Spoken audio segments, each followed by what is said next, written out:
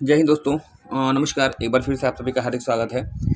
विश्व भूगोल की श्रृंखला है, एक महत्वपूर्ण श्रृंखला जो कि आने वाले वनडे एग्जाम की दृष्टि से या किसी भी जो प्रतियोगी परीक्षाएं होती हैं उसकी दृष्टि से महत्वपूर्ण होगा। उम्मीद है कि आप सभी लोग अच्छे से होंगे और आप सभी की तैयारी जो है अच्छी चल रही होगी। चैनल पर पहली बार आए हैं, चैनल को सब्सक्राइब कर दीजिएगा, बेल आइकन को प्रेस कर दीजिए, क्योंकि ऐसे ही प्रतियोगी परीक्षाओं की दृष्टि से महत्वपूर्ण कंटेंट मैं आपको प्रोवाइड करता रहता हूँ। आइए शुभारंभ करते हैं आज के सेशन का। देखिए, यहाँ पे दिया गया है निम्नलिखित में से संयुक्त राज्य अमेरिका के किस प्रदेश को आप ब्लू ग्रास स्टेट के नाम से भी जानते हैं। और यहाँ पे जो ऑप्शन आपका दिया गया है 4 दिया गया है। अमेरिका के उस राज्य का नाम बताना है जिसका भौगोलिक उपनाम ब्लू ग्रास स्टेट है। कैलिफोर्निया है, केंटुकी है, टेक्सास है और आपका बफेलो है ना। देखिए, इसमें जो सही उत्तर आपका हो जाएगा ब्लू ग्रास स्टेट के नाम से कौन सा क्षेत्र जाना जाता है, तो ऑप्शन बी यहाँ पे हो जाएगा केंटुकी, है ना। अच्छा, कैलिफोर्निया की अगर बात करिएगा, कैलिफोर्निया आपकी कहाँ पड़ती है, तो ये भी आपका कैलिफोर्निया यूएसए का एक शहर है और यहीं पे जो है डेथ वैली है, मृतक घाटी है। और साथ ही साथ अगर आपसे पूछा जाए कि विश्व की सिलिकॉन सिटी कहाँ पर है, तो आप बताते हैं ये भी जो है आपका वहीं पे होगा, मतलब कैलिफोर्निया में। टेक्सास यहाँ का सबसे बड़ा आंतरिक राज्य है, बफेलो यहाँ का एक प्रसिद्ध क्षेत्र आपका होगा। चलिए, इसके बाद प्रश्न संख्या अगर 2 की बात कर लीजिएगा। देखिए, यहाँ पे दिया गया है दक्षिण अमेरिका का कौन सा नगर अपनी चौड़ी सड़कों के कारण दक्षिण का पेरिस या दक्षिण अमेरिका का पेरिस भी कहलाता है, ये आपसे पूछा गया है। 4 शहरों का नाम है दक्षिण अमेरिका महाद्वीप का और पूछा गया है किस शहर को आप दक्षिण का पेरिस भी कहते हैं। सेंटियागो दिया है, रियो डे जेनेरियो दिया है, ब्यूनस आयर्स दिया है और काराकस दिया है ना। किस शहर को आप दक्षिण अमेरिका का पेरिस भी कहते हैं। देखिए, रियो डी जेनेरियो कहाँ पे है, तो आप बताइएगा। ये ब्राज़ील का एक महत्वपूर्ण शहर है। इस रियो डी जेनेरियो को आप फैशन सिटी के नाम से भी जानते हैं। सेंटियागो चिली की राजधानी आपकी है, काराकस वेनेजुएला की राजधानी है और ब्यूनस आयर्स आपका अर्जेंटीना की राजधानी है। दक्षिण का पेरिस किसे कहा जाता है, तो ऑप्शन सी यहाँ पे हो जाएगा अर्जेंटीना की राजधानी ब्यूनस आयर्स। यहीं पे पंपास नामक घास के क्षेत्र भी आपके पाए जाते हैं।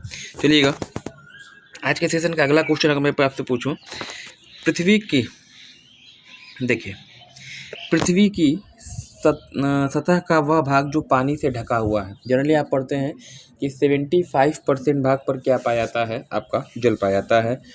75 नहीं, नियर अबाउट मान के चलिए 71 ना, 70% या 71% आपका क्या है, जलीय क्षेत्र है और सिर्फ 29% आपका क्या है, जलीय स्तरीय क्षेत्र है। तो परसेंटेज में हो गया।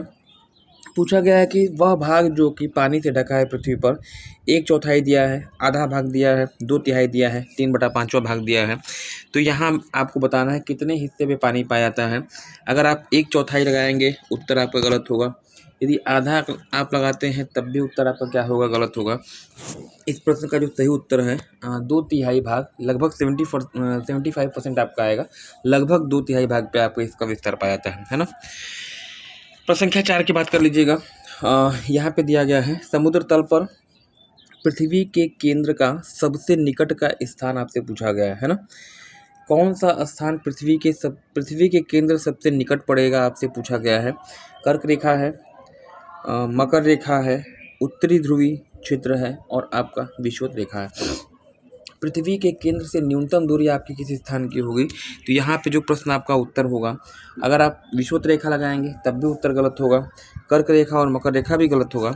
उत्तरी ध्रुव जो आपका है ना, पृथ्वी के केंद्र से जो न्यूनतम दूरी होगी या तो उत्तरी ध्रुव की होगी या फिर दक्षिणी ध्रुव की होगी, क्योंकि आपने पढ़ा है, अगर मैं यहाँ पे एक पृथ्वी ड्रा करता हूँ तो जो इसका नॉर्थ पोल है ना, जो उत्तरी ध्रुव है और मतलब ध्रुवों पे हमारी पृथ्वी क्या है, हल्की सी धसी हुई है ना, ये इसका सेंटर होगा। तो ये जो दूरी आपकी नॉर्थ पोल की होगी या फिर साउथ पोल की होगी, यह आपकी न्यूनतम होगी अपेक्षाकृत विषुवत रेखा के, अगर आप देखेंगे, है ना। तो सबसे अगर पूछा जाए कि निकटतम दूरी आपकी कौन सी है, विषुवत रेखा निकटतम दूरी केंद्र कहाँ से होगी, आप कहेंगे ध्रुवीय क्षेत्र से। और अगर पूछा जाए कि कहाँ से अधिकतम दूरी होती है केंद्र की, तो आप विषुवत रेखा बता दीजिएगा, ठीक है ना। चलिए, प्रश्न संख्या अगर हम 5 की बात कर लें, तो वर्ल्ड ज्योग्राफी का भी ये भी एक महत्वपूर्ण क्वेश्चन है और मैप पर आधारित क्वेश्चन होगा। अगर आपने मैप से अध्ययन किया है तो इस प्रश्न को आप उत्तर देंगे, है ना। तुर्की किस सागर के बीच में स्थित है? तुर्की या तुर्की कहिएगा ना। तुर्की या तुर्की किस सागरों के मध्य में स्थित है? काला सागर और भूमध्य सागर दिया है, काला सागर और कैस्पियन सागर आपका दिया है, स्वेज नहर और भूमध्य सागर आपको दिया है, अकाबा की खाड़ी और मृत सागर दिया है। तुर्की किन सागरों के मध्य में स्थित है, यह आपसे पूछा गया है। इस प्रश्न का जो सही उत्तर होगा ऑप्शन ए। अपने सामने आप मैप लेके बैठिए, इसको मिलान करिएगा। काला सागर और भूमध्य सागर के बीच में ये आपका तुर्की स्थित है। और तुर्की एक ऐसा देश जो कि दो महाद्वीपों के बीच में है, एशिया और यूरोप दोनों में इसका क्षेत्र पाया जाता है। राजधानी इसकी अंकारा है जो कि यूरोप महाद्वीप में है। और ये भी याद रखिएगा, तुर्की को आप बैकवर्ड मेंटेलिटी की वजह से इसको जो है क्या कहा गया है, तो आप बता दीजिएगा। इसको आप कहते हैं क्या? तो सिक मैन ऑफ यूरोप कहा जाता है, यूरोप का रोगी भी कहा जाता है। चलिए प्रश्न संख्या 6 की बात करिएगा। महासागरीय क्षेत्र से लिया गया क्वेश्चन। 90 डिग्री ईस्ट रीज, है ना, 90 डिग्री पूर्वी ईस्ट रीज कहाँ पर स्थित है? प्रशांत महासागर, हिंद महासागर, अटलांटिक महासागर या फिर आर्कटिक महासागर, है ना। 90 डिग्री पूर्वी की बात कर रहा है। और 90 डिग्री पूर्वी जब 82.5 नंबर की रेखा भारत में है, इलाहाबाद से गुजरती नैनी से, तो उसमें 8 डिग्री आप और जोड़ेंगे तो कहाँ पहुँच जाएगी? वह आपकी हो जाएगी 90 डिग्री ईस्ट हो जाएगा। और ये कहाँ पे हो सकते हैं? तो जाहिर सी बात है कि ये आपकी कहाँ पे होगी? प्रशांत महासागर में होगी नहीं, अटलांटिक महासागर में होगी नहीं, आर्कटिक में होगी नहीं, होगी कहाँ पे? तो उत्तर आपका क्या हो जाएगा? हिंद महासागर में इसकी लोकेशन होगी। भाई भारत के 3 तरफ से हिंद महासागर ही तो है, अटलांटिक महासागर से भारत कहाँ टच करता है। चलिए प्रश्न संख्या 7 की बात करिएगा। दिया गया कि निम्नलिखित में से कौन सबसे गहरा सागर है ना। कौन सबसे गहरा सागर है? भूमध्य सागर, काला सागर, दक्षिणी चीन सागर है और अरब सागर है। सबसे काला सागर आपसे यहाँ पे पूछा गया है। और याद रखिएगा, सबसे बड़ा सागर अगर यहाँ पूछा जाए क्षेत्रफल में, सबसे बड़ा आंतरिक महासागर कौन, तब तो आपका उत्तर भूमध्य सागर होता। लेकिन सबसे गहरे की बात हो रही है, ऑप्शन सी आपको यहाँ पे हो जाएगा राइट, दक्षिणी चीन सागर, जो कि चीन के पूरब में स्थित है। हाँ, और प्रशांत महासागर का ये भाग है ना।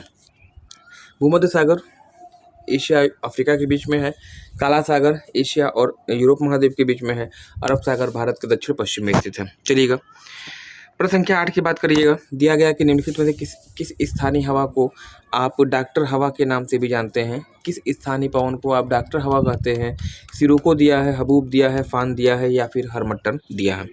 देखिए सिरोको की बात करिएगा। सिरोको प्रवाहित होती है कहाँ पर? इटली क्षेत्र में है। और यह जो है ब्लड रेन के लिए जानी जाती है, रक्त वर्षा के लिए जानी जाती है। हबूब जो स्थानीय हवा है, यह आपकी जो है मरुस्थलीय क्षेत्र में सूडान के समीप प्रवाहित होती है। फान की बात करिएगा। फान जो है आपका आल्प्स क्षेत्रों में प्रवाहित होती है, अंगूर की खेती के लिए फेमस है। जो डॉक्टर हवा की बात करिएगा, अफ्रीका महाद्वीप के पश्चिमी हिस्से में प्रवाहित होती है, हरमट्टन। और इसी को जो है आप क्या कहते हैं? डॉक्टर हवा या डॉक्टर विंड के नाम से जानते हैं, है ना। 2 और भी आपसे पूछी जाती हैं। एक तो सिरोको, मैंने आपको बताया, सिरोको जो कि रक्त वर्षा के लिए जानी जाती है, और फान आपकी अंगूर की खेती के लिए फेमस है, जो कि आल्प्स क्षेत्र में प्रवाहित होती है। चलिएगा आज के सेशन का 9वां क्वेश्चन देखिए। निम्नलिखित में से कौन गोंडवाना लैंड का भूभाग नहीं है? ये आपसे पूछा गया है। गोंडवाना लैंड का भूभाग निम्न में से कौन नहीं है? अफ्रीका, दक्षिण अमेरिका, उत्तरी अमेरिका या फिर ऑस्ट्रेलिया। तो यहाँ पे देखिए गोंडवाना लैंड की अगर बात करिएगा, तो गोंडवाना लैंड में अगर हम पृथ्वी बनाते हैं कुछ ऐसे, है ना, और पृथ्वी के बीचों बीच आपकी क्या थी? विषुवत रेखा थी। उत्तरी भाग आपका अंगारा लैंड था और दक्षिणी भाग आपका गोंडवाना लैंड था, है ना। अब गोंडवाना लैंड में कौन कौन शामिल था? तो यहाँ आपका साउथ अमेरिका, अफ्रीका आपका, और यहाँ पे आपका ऑस्ट्रेलिया प्लस भारत, है ना। भारत आपका गोंडवाना लैंड का हिस्सा था। फिर से देखिए गोंडवाना लैंड में कौन कौन? दक्षिण अमेरिका, अफ्रीका, इंडिया और ऑस्ट्रेलिया, अंटार्कटिका। कौन शामिल नहीं था गोंडवाना लैंड में? तो यहाँ अफ्रीका आपको मिल जाएगा, दक्षिण अमेरिका आपको मिल जाएगा, ऑस्ट्रेलिया मिल जाएगा। जो इस प्रश्न का सही उत्तर है यह उत्तरी अमेरिका होगा। उत्तरी अमेरिका जो गोंडवाना लैंड का हिस्सा नहीं था, बल्कि ये जो है उत्तरी अमेरिका यहाँ पड़ेगा। हाँ, उत्तरी अमेरिका यहाँ कहीं आपका पड़ेगा। इसके अलावा यूरोप आपका हो गया और एशिया हो गया। ये 3 महाद्वीप जो हैं आपके उत्तरी मतलब गोंडवानालैंड के, और ये 3-4 जो क्षेत्र हमने बताया वो गोंडवानालैंड के। तो गोंडवानालैंड में कौन शामिल नहीं है, ऑप्शन सी आपका यहाँ पर राइट हो जाएगा। आज के सेशन का 10वां क्वेश्चन देखिए, रूपांतरित चट्टान या मेटामॉर्फिक रॉक्स कहा जाता है इसी को, या इसी को जो है आप कहते हैं क्या, तो इसी को आप कायांतरित चट्टान भी कहते हैं। रूपांतरित चट्टानों की उत्पत्ति किस चट्टान से हुई, आपसे पूछा गया है। अग्नि चट्टान, अवसादी चट्टान, ये और भी दोनों, या फिर इनमें से कोई नहीं। देखिए 3 प्रकार की चट्टानें होती हैं। चट्टानों के 3 प्रकार है ना। एक तो आपका होता है अग्नेय रॉक्स, इग्निस रॉक्स कहते हैं। एक आपका होता है अवसादी चट्टानें, और तीसरी जो आपकी होती हैं मेटामॉर्फिक या रूपांतरित चट्टान। अग्नेय रॉक्स सबसे प्रारंभिक चट्टानें हैं, सबसे पुरानी चट्टानें मानी जाती हैं। जीवाश्म का अभाव इसमें होता है, और ये जो है ज्वालामुखी के जो पदार्थ निकलते हैं उनके ठंडा होने के परिणाम स्वरूप इनका निर्माण होता है। अवसादी चट्टान या परतदार चट्टान भी कहते हैं। अपरदन के प्रक्रम के द्वारा जो अवशिष्ट होते हैं उनके निक्षेपण के परिणाम स्वरूप जो है अवसादी चट्टानों का निर्माण होता है। ठीक है, तो जब अवसादी चट्टान और अग्नेय चट्टानों को अत्यधिक बल दिया जाए, ताप दिया जाए, दबाव दिया जाए, तो वह एक तीसरे प्रकार के चट्टान के रूप में कन्वर्ट हो जाते हैं। उसको आप क्या कहते हैं, तो आप कहेंगे मेटामॉर्फिक या रूपांतरित चट्टान। पूछा गया है रूपांतरित चट्टान की उत्पत्ति कैसे होती है, अग्नेय चट्टान से, अवसादी चट्टान से, ए और बी से, या फिर इनमें से कोई नहीं। इस प्रश्न का जो सही उत्तर आपका हो जाएगा ऑप्शन सी हो जाएगा। ए और बी दोनों आपका यहाँ पे राइट हो जाना चाहिए। ठीक है, कल का उत्तर जो मैंने कल प्रश्न आपसे पूछा था इसका उत्तर आप लोगों ने दिया भी है, और निश्चित रूप से मैं आपको यहाँ बता दे रहा हूँ। दिया गया है कि आरंभिक समय में पृथ्वी पे केवल एक विशाल भूखंड था, है ना। आरंभिक समय में स्टार्टिंग में पृथ्वी पर केवल एक ही विशाल खंड था, जिसे किस नाम से जाना जाता था। तो इस प्रश्न का जो सही उत्तर आपका हो जाएगा ऑप्शन ए। ऑप्शन ए हो जाएगा पैंजिया, है ना। पैंजिया आपका इसली खंड, और पैंथालसा जो है आपका वह सागरी भाग था, है ना। पैंजिया 2 भाग में, पैंजिया के बीचों बीच एक सागर आपका हुआ करता था, जिसे आप क्या कहते थे, टेथिस के नाम से पुकारते थे। इसके उत्तर में लारेशिया या अंगारालैंड, इसके दक्षिण में आपका गोंडवानालैंड, जो मैंने अभी आपको समझाया था ना। चलिएगा, आज का प्रश्न आपके लिए, इस प्रश्न का उत्तर भी जो है अपेक्षित होगा आपसे। दिया है कि ज्वालामुखी क्रिया में कौन सी गैस सबसे अधिक मात्रा में निकलती है। एक इंपॉर्टेंट क्वेश्चन है, उलझाऊ क्वेश्चन है, गलत करेंगे जरूर आप, है ना।